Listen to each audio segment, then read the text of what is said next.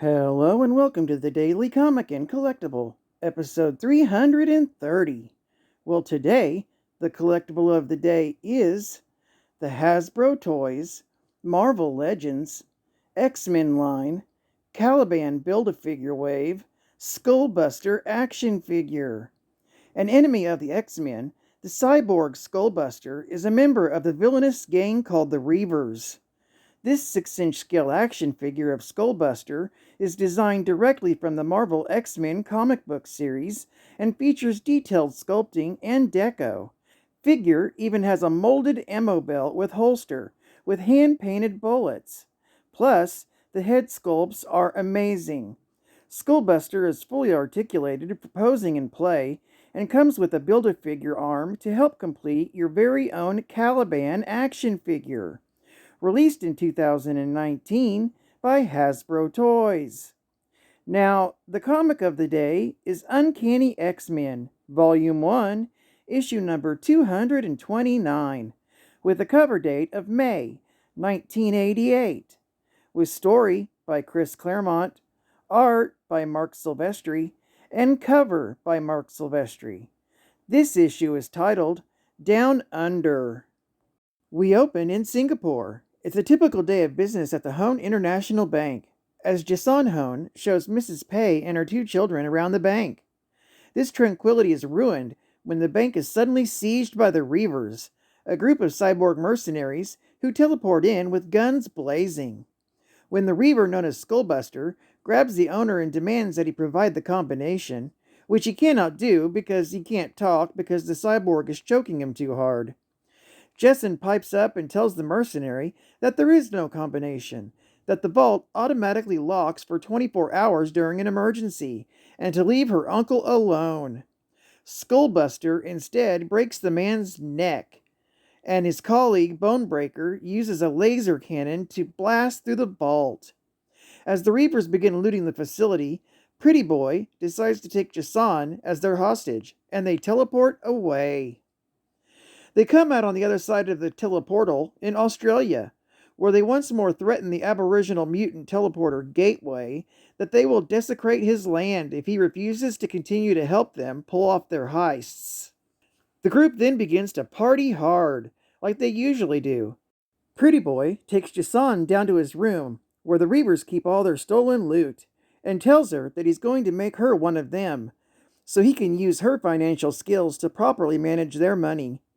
When Hone tries to run, Pretty Boy grabs her and then ejects his eye filaments and begins reprogramming her brain to be like them, ruthless with no sense of morality. Suddenly, an unexpected sandstorm blows up into the Reavers' hideout and begins to trip them up before they can act. This has all been caused by Storm, who has come with her fellow X-Men to break up the Reavers' operation. While the others attack the main party, Dazzler and Longshot go to rescue Jason. Furious at seeing Hone being reprogrammed, Longshot cuts the filaments and saves her while Dazzler attacks and overpowers him. While in the hideout saloon, Colossus and Rogue attack the gathered Reavers, with an assist from Havoc. When Bonebreaker grabs Rogue's bare arm, her power absorbs his memories, thoroughly disgusting her, and how vile they are. In the confusion, Bonebreaker, Skullbuster, and Pretty Boy manage to get away and order Gateway to teleport them away, telling the Aboriginal that if he does so, his debt to them will be paid. When Gateway complies and the 3 senior Reavers manage to escape, Wolverine considers killing him, but Storm orders him to stand down, telling Logan she thinks Gateway was forced into doing their bidding. In the aftermath of the battle, the X-Men have gathered up the Reavers and bound them. With their mission accomplished, they begin to wonder what to do with the captured Reavers, as letting them loose to the authorities would blow their cover of supposedly being dead. Roma appears before them and thanks the X-Men for completing the mission that she tasked them with. She then gives them the Siege Perilous, telling them that whoever passes through its gates is judged by the highest powers and is reborn into a new life where they can get a second chance. After some discussion, Storm gives the Reavers a choice: go through the siege or be killed by Wolverine. Tough choice. The cowardly remains of the Reavers choose the siege and begin traversing it.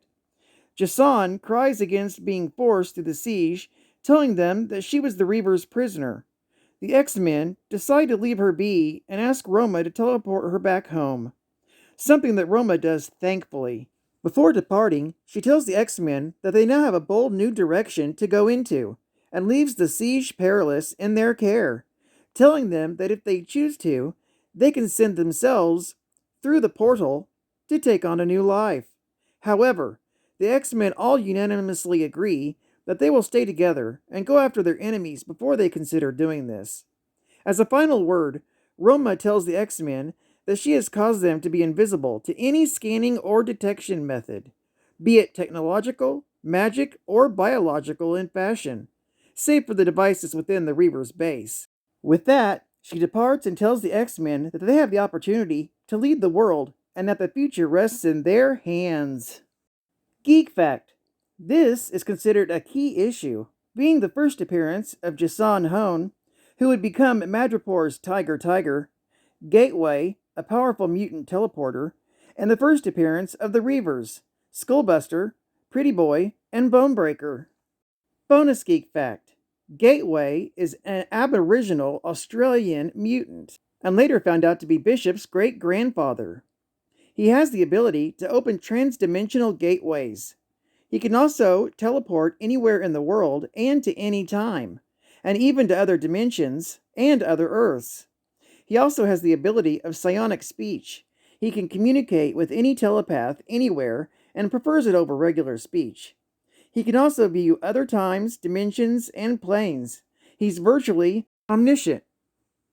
Another bonus geek fact: Roma, also known as Lady of the Northern Skies, is the daughter of the legendary wizard Merlin. She was the Omniversal Guardian charged with the safety of the Omniverse, based out of the Starlight Citadel above the Otherworld. Later, after falling out with her father, she then became Queen Regent of her own floating kingdom called Roma Regina on Otherworld. Her first appearance was in Captain Britain, issue number 1, with a cover date of October 1976. And final geek fact: Skullbuster is a member of the Reavers. They were a private military organization created and funded by the Hellfire Club. They've been turned into cyborg enforcers after being cybernetically enhanced. Later, they splintered into their own organization based out of Australia. Skullbuster stands out in a crowd due to his red eyes and cybernetic legs, which enable him to kick with the force of a pile driver. And of course, his skull-painted face. He's classified as a terrorist, mercenary, and assassin, and was created by Chris Claremont and Mark Silvestri. Well, I'd like to thank you for joining me for another Daily Comic and Collectible, and I hope to see you again tomorrow. This is Cat Fan Comics Man, and I'll catch you on the flip. Over and out.